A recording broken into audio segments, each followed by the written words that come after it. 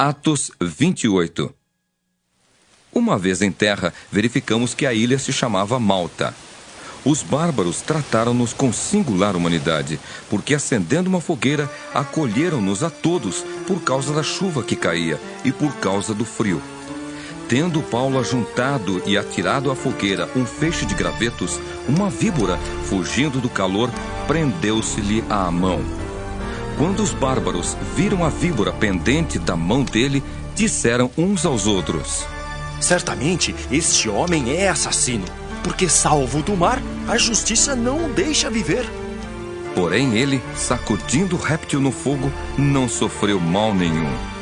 Mas eles esperavam que ele viesse a inchar ou a cair morto de repente.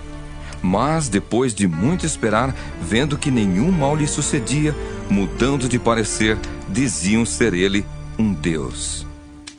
Perto daquele lugar havia um sítio pertencente ao homem principal da ilha, chamado Públio, o qual nos recebeu e hospedou benignamente por 3 dias. Aconteceu achar-se enfermo de disenteria, ardendo em febre, o pai de Públio. Paulo foi visitá-lo e, orando, impôs-lhe as mãos e o curou. À vista deste acontecimento, os demais enfermos da ilha vieram e foram curados, os quais nos distinguiram com muitas honrarias. E, tendo nós de prosseguir viagem, nos puseram a bordo tudo o que era necessário. Ao cabo de 3 meses, embarcamos num navio alexandrino que invernara na ilha e tinha por emblema Dióscuros. Tocando em Siracusa, ficamos ali 3 dias, donde, bordejando, chegamos a Régio.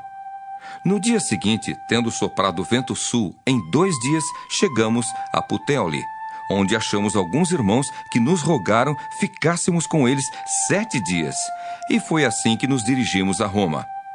Tendo ali os irmãos ouvido notícias nossas, vieram ao nosso encontro até a praça de Ápio e as 3 vendas. Vendo-os Paulo e dando por isso graças a Deus, sentiu-se mais animado. Uma vez em Roma, foi permitido a Paulo morar por sua conta, tendo em sua companhia o soldado que o guardava.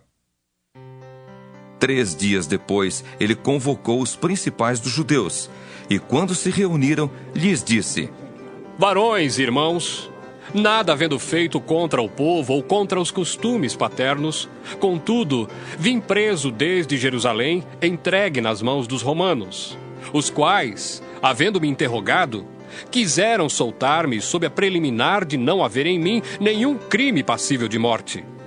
Diante da oposição dos judeus, senti-me compelido a apelar para César, não tendo eu, porém, nada de que acusar minha nação.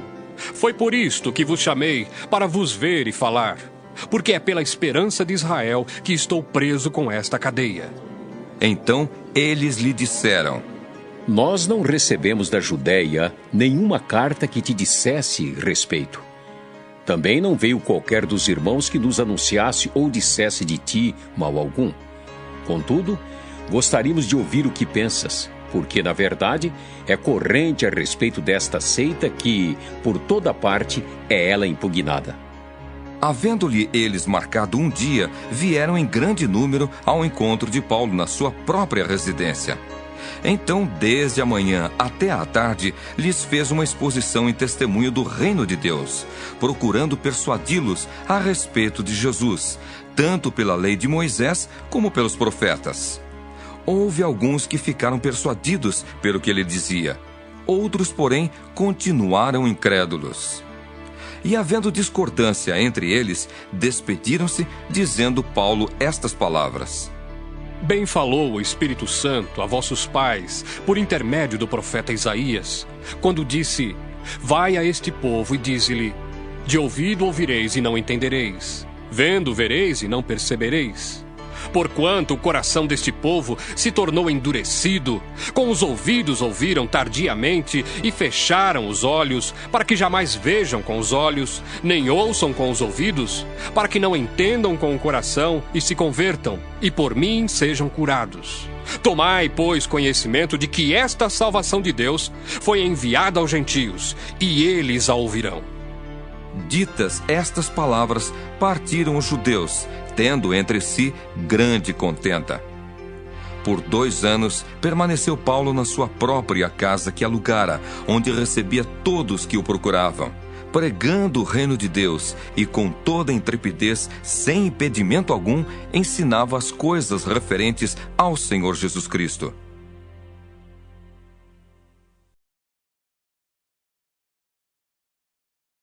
Epístola de Paulo aos Romanos. Romanos 1. Paulo, servo de Jesus Cristo, chamado para ser apóstolo, separado para o Evangelho de Deus, o qual foi por Deus outrora prometido por intermédio dos seus profetas nas Sagradas Escrituras, com respeito a seu Filho, o qual, segundo a carne, veio da descendência de Davi e foi designado Filho de Deus com poder, segundo o Espírito de Santidade, pela ressurreição dos mortos, a saber, Jesus Cristo nosso Senhor, por intermédio de quem viemos a receber graça e apostolado por amor do seu nome, para a obediência por fé entre todos os gentios, de cujo número sois também vós, chamados para serdes de Jesus Cristo. A todos os amados de Deus que estais em Roma, chamados para serdes santos, graça a vós outros e paz da parte de Deus nosso Pai e do Senhor Jesus Cristo. Primeiramente dou graças a meu Deus, mediante Jesus Cristo, no tocante a todos vós, porque em todo o mundo é proclamada a vossa fé.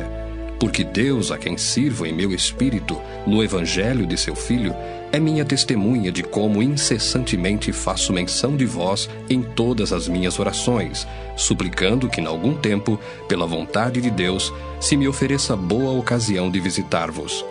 Porque muito desejo ver-vos, a fim de repartir convosco algum dom espiritual, para que sejais confirmados, isto é, para que em vossa companhia reciprocamente nos confortemos por intermédio da fé mútua, vossa e minha.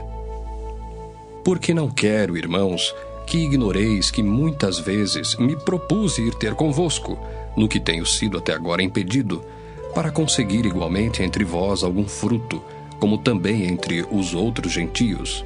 Pois sou devedor tanto a gregos como a bárbaros, tanto a sábios como a ignorantes.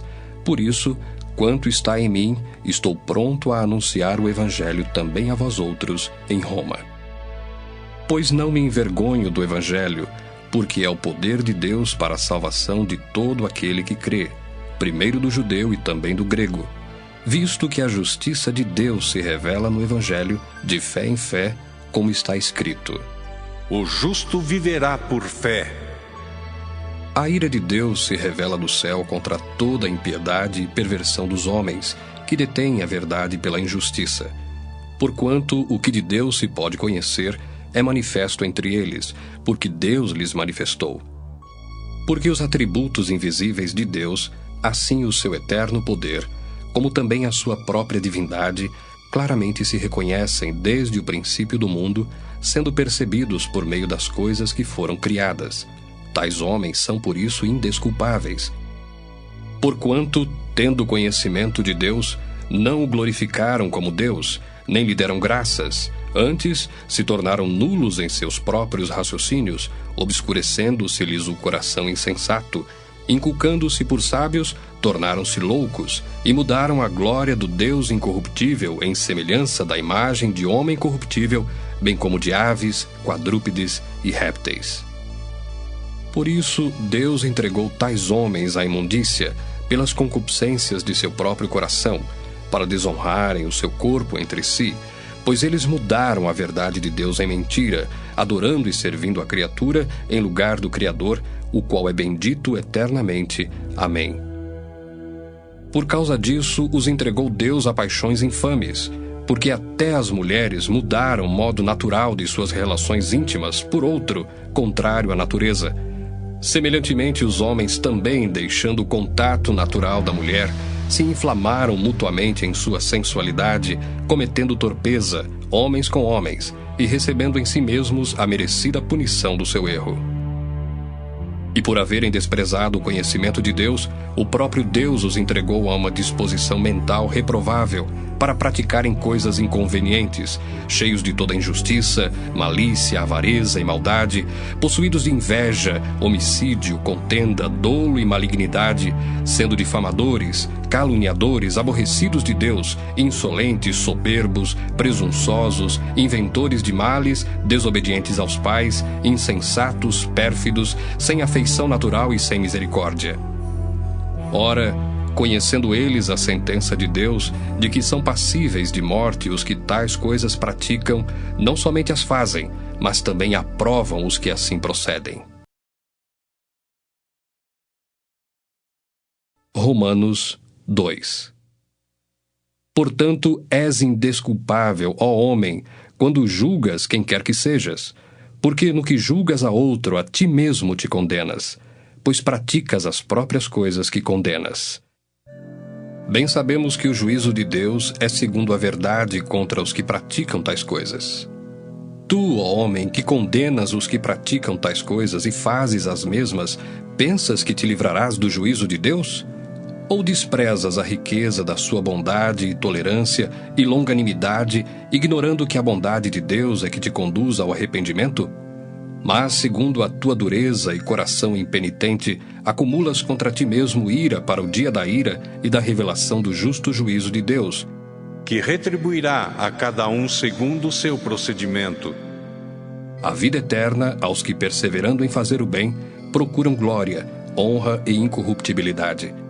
Mas ira e indignação aos facciosos, que desobedecem à verdade e obedecem à injustiça. Tribulação e angústia virão sobre a alma de qualquer homem que faz o mal, ao judeu primeiro e também ao grego. Glória, porém, e honra e paz a todo aquele que pratica o bem, ao judeu primeiro e também ao grego, porque para com Deus não há acepção de pessoas. Assim, pois, todos os que pecaram sem lei, também sem lei perecerão, e todos os que com lei pecaram, mediante lei serão julgados. Porque os simples ouvidores da lei não são justos diante de Deus, mas os que praticam a lei hão de ser justificados. Quando, pois, os gentios, que não têm lei, procedem por natureza de conformidade com a lei, não tendo lei, servem eles de lei para si mesmos. Estes mostram a norma da lei gravada no seu coração, testemunhando-lhes também a consciência e os seus pensamentos, mutuamente acusando-se ou defendendo-se, no dia em que Deus, por meio de Cristo Jesus, julgar os segredos dos homens de conformidade com o meu evangelho. Se, porém, tu, que tens por sobrenome judeu, e repousas na lei e te glorias em Deus, que conheces a sua vontade e aprovas as coisas excelentes, sendo instruído na lei, que estás persuadido de que és guia dos cegos, luz dos que se encontram em trevas, instrutor de ignorantes, mestre de crianças, tendo na lei a forma da sabedoria e da verdade, tu, pois, que ensinas a outrem, não te ensinas a ti mesmo? Tu que pregas que não se deve furtar, furtas? Dizes que não se deve cometer adultério e o cometes? Abominas os ídolos e lhes roubas os templos? Tu que te glorias na lei, desonras a Deus pela transgressão da lei? Pois, como está escrito, o nome de Deus é blasfemado entre os gentios por vossa causa. Porque a circuncisão tem valor se praticares a lei. Se és, porém, transgressor da lei, a tua circuncisão já se tornou incircuncisão. Se, pois, a incircuncisão observa os preceitos da lei, não será ela, porventura, considerada como circuncisão? E se aquele que é incircunciso por natureza cumpre a lei, certamente ele te julgará a ti, que não obstante a letra e a circuncisão, és transgressor da lei. Porque não é judeu quem o é apenas exteriormente, nem é circuncisão a que é somente na carne. Porém judeu é aquele que o é interiormente, e circuncisão a que é do coração, no espírito, não segundo a letra, e cujo louvor não procede dos homens, mas de Deus. Romanos 3. Qual é, pois, a vantagem do judeu? Ou qual a utilidade da circuncisão? Muita, sob todos os aspectos, principalmente porque aos judeus foram confiados os oráculos de Deus. E daí? Se alguns não creram, a incredulidade deles virá desfazer a fidelidade de Deus? De maneira nenhuma. Seja Deus verdadeiro e mentiroso todo homem, segundo está escrito. Para seres justificado nas tuas palavras e venhas a vencer quando fores julgado. Mas se a nossa injustiça traz à lume a justiça de Deus, que diremos? Porventura será Deus injusto por aplicar a sua ira? Falo como homem. Certo que não. Do contrário, como julgará Deus o mundo? E se por causa da minha mentira fica em relevo a verdade de Deus para a sua glória, por que sou eu ainda condenado como pecador? E por que não dizemos, como alguns caluniosamente afirmam, que o fazemos, pratiquemos males para que venham bens? A condenação destes é justa. Que se conclui? Temos nós qualquer vantagem?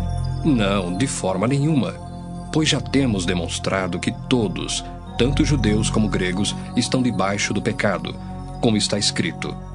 Não há justo nenhum sequer, não há quem entenda, não há quem busque a Deus. Todos se extraviaram, a uma se fizeram inúteis. Não há quem faça o bem, não há nenhum sequer.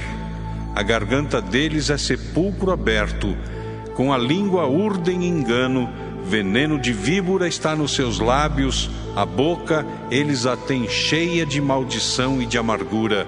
São os seus pés velozes para derramar sangue, nos seus caminhos há destruição e miséria. Desconheceram o caminho da paz, não há temor de Deus diante de seus olhos. Ora, sabemos que tudo o que a lei diz, aos que vivem na lei o diz, para que se cale toda a boca, e todo mundo seja culpável perante Deus. Visto que ninguém será justificado diante dele por obras da lei, em razão de que pela lei vem o pleno conhecimento do pecado. Mas agora, sem lei, se manifestou a justiça de Deus, testemunhada pela lei e pelos profetas, justiça de Deus mediante a fé em Jesus Cristo, para todos e sobre todos os que creem, porque não há distinção, pois todos pecaram e carecem da glória de Deus, sendo justificados gratuitamente por sua graça, mediante a redenção que há em Cristo Jesus, a quem Deus propôs no seu sangue, como propiciação mediante a fé, para manifestar a sua justiça, por ter Deus, na sua tolerância, deixado impunes os pecados anteriormente cometidos, tendo em vista a manifestação da sua justiça no tempo presente, para ele mesmo ser justo e o justificador daquele que tem fé em Jesus. Onde, pois, a jactância? Foi de todo excluída. Por que lei? Das obras? Não. Pelo contrário, pela lei da fé. Concluímos, pois, que o homem é justificado pela fé, independentemente das obras da lei. É porventura Deus somente dos judeus? Não é também dos gentios? Sim, também dos gentios, visto que Deus é um só, o qual justificará por fé o circunciso e mediante a fé o incircunciso. Anulamos, pois, a lei pela fé? Não, de maneira nenhuma. Antes confirmamos a lei.